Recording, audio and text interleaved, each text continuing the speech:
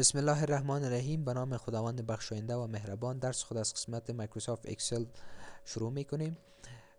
بعد از گرفتن بلانک ورکبوک، درس امروزی ما به ادامه درس قبلی از قسمت انفو و بعد از او ما میخوانیم Protect Workbook Structure. Protect Workbook Structure زمان کار میکنه دوستای عزیز که ما شما بخوایم ساختار استراکچر یا ورکبوک خود چی کنیم؟ قفل بسازیم. به شکل مثال ما در اینجا یک نام درج میکنیم، بعد از او معلوماتی که ما اینجا اضافه کردیم میخوایم دمی شیت دیگر شیت اضافه نشه، یعنی اجازه اضافه کردن شیت جدید را برای کس نمیدیم. ما فعلا میتونیم بسیار با آسانی شیت های جدید را اضافه کنیم، اما زمانی که ما بخوایم که کسی نتونه که شیت دیگر اضافه کنه، در قسمت انفو میاییم و بالای Protect Workbook Structure کلیک میکنیم. بعد از وارد کردن پسورد خود و بعد از ری انتر کردن پسورد خود شما ببینین ما که هر چقدر بالای اد شیت کلیک میکنم کدام تغییرات نمیه، یعنی ما استراکچر و یا ساختار ورکبوک چی ساختیم؟ قفل ساختیم. نو ګرانو ملګرو بیرته چې موږ او تاسو غواړو له دې پروټیکټ حالت څخه ووځو، بیرته راځو دلته او خپل پاسورډ ورکوو 12. وروسته د هغې نه ګوري موږ او تاسو بیرته اول حالت ته راغلو او ډېر په اسانۍ سره کولی شو چې دلته تغییرات راولو. نو موږ او تاسو راځو بیرته دا شیټونه له منځه وړو او وروسته له هغې نه موږ او تاسو بل اپشن چې دی هغه په دې برخه کې restrict access دی چې دا په هغه وخت کار کوي چې موږ او تاسو سرورلی کار کوو او په یو چا باندې restriction وضع کوو چې البته هغې زموږ کلاینټ دی. دا د RMS یا رایټس منیجمنت سرورز په هکله داسې شی کوي کار کوي. نو موږ او تاسو اوس د دې نه ګټه پورته کولی نشو. د add digital signature په هکله موږ او تاسو ډیر په اسانۍ سره کولی شو ملاحظه شوده لرو چې دا هم ډیر استفاده نه لري. د check for issues یا inspect workbook دا په هغه وخت کې کار کوي ګرانو ملګرو چې موږ او تاسو وغواړو خپل دا ټول ډاکومنټ یو چک کو. څنګه چک کو؟ وروسته له دې نه چې موږ او تاسو په انسپیکټ ډاکومنټ باندې کلیک کوو، دا موږ او تاسو نه غواړي چې موږ او تاسو دا یو ځل سیف کو. موږ او تاسو وایو چې بی په نامه دا شی که سیف کو.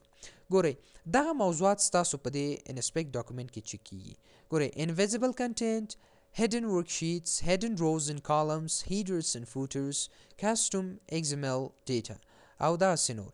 دغه ځینې مسایل موږ او تاسو سره چک کیږي چې آیا دا په دې ډاکومنټ کې شتون لري او که نشته. وروسته دې نه انسپیکټ دا ټول موږ او تاسو ټیک مارک شو، یعنی هیڅ موضوعات نشته دی او موږ او تاسو کولی شو چې دا بیرته کلوز کو. فایل مینو ته چې کله راځو بل اپشن موږ او تاسو سره چک اکسیسیبلیټي دی. چک اکسیسیبلیټي په هغه وخت کې کار کوي چې موږ او تاسو سره ډیفالت شیټ نیمز موجود دي، یعنی مخکې د مخکې نه خپل اکسل دا نومونه ورکوي، خو هر کله چې موږ او تاسو دا رینیم کوو راځو دلته ورته لیکو احمد او وروسته د هغې نه انټر. تاسو وګورئ چې اکسیسیبلیټي چک ختم شو، نو کوم ایشو یا موضوع نه ده دلته او بیرته دا څه کوو کلیک کوو. صرف استفاده په همدې هکله کوي. دوستای عزیز آپشن دیگه که همراه ماست چک کامپیتیبلیتی. چک کامپیتیبلیتی زمان کار میکنه که ما یک فایل را در اکسل 2003 2007 و یا 2010 داشته باشیم و او را در 2013 اوپن کرده باشیم. پس ما فعلا اوتو فایل نداریم و می فایل اکسل 2013 است دیگه نمیتونه که مطابقت کنه، پس هیچ موضوعی در این بخش پیدا نشده. بعد از اوکی آپشن دیگه که در این بخش همراه ما است manage version است، recover and save workbooks. زمانی که برق بالای ما شما ختم میشه و ورکبوک ما سیو نشده باشه ما برای یک تایم ست میکنیم در قسمت آپشن سیو و در اینجا ما میتونیم سیو auto recover information every 4 minutes 5 minutes و هر چقدر که خواست شما باشه میتونین در این تغییرات بریم. بعد از او اوکی، پس در این عرصه کار میکنه. و موضوع بعدی همراه ما براوز ویو آپشنز. ما میتونیم که انتایر ورکبوک تمام ورکبوک از اینجا ویو کنیم و یا شیت مشخصه که ما شیت های بیشتر اگر داشته باشیم در اینجا لیست میشه، ما میتونیم که از این قسمت رو ببینیم. بعد از او اوکی. موضوع دیگری در این بخش نیو است. نیو زمان کار میکنه که ما یک بلانک ورکبوک داشته باشیم و یا اگر ما با اینترنت وصل باشیم و در مایکروسافت اکاونت ساین این باشیم، ما میتونیم بسیار براحتی تمپلیت هایی که قبل از قبل جور شده باشه از او استفاده کنیم. نو اوپن موږ او تاسو سره په هغه وخت کې کار کوي ګرانو ملګرو چې موږ او تاسو یو فایل په ایکسل کې جوړ کړی یو او هغه بیرته راوغواړو چې دی دلته څه شي اوپن شي. کله چې مای کمپیوټر براوز ته راځو نو د خپل فایل لوکیشن به پیدا کوو.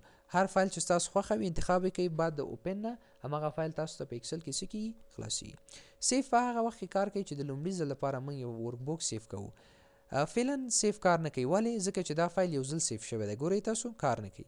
نو د دې لپاره چې یو فایل بیا ځلې موږ سیف کړو په بل نوم باندې او په مختلف لوکیشنو باندې، بیا د څه شي نه کار اخلو؟ د سیو از. سیو از بی دا یو ځل سیف شوی، راځمه د سی په نامه بیرته په ډیسکټاپ باندې څه شی کوم؟ سیف کوم. وروسته د هغې نه تاسو راشئ صفحه وګورئ، سی او بی دواړه دلته څه شی دي؟ موجود دي. نو بله موضوع موږ او تاسو سره پرنټ ده، چې پرنټ په کلی شکل کله چې موږ او تاسو غواړو چې یو صفحه پرنټ کړو نو